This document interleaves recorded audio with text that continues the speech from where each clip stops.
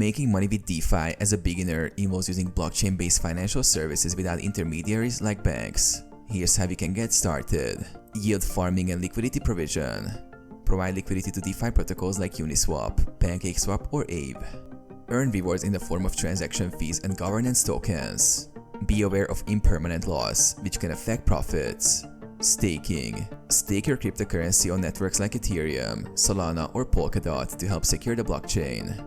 Earn passive income in the form of staking rewards, similar to earning interest in a savings account. Lending and borrowing.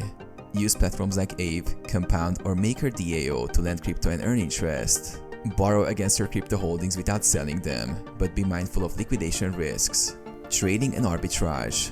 Buy and sell crypto assets on decentralized exchanges like Uniswap or SushiSwap. Take advantage of price differences between exchanges for arbitrage profits. Investing in DeFi tokens.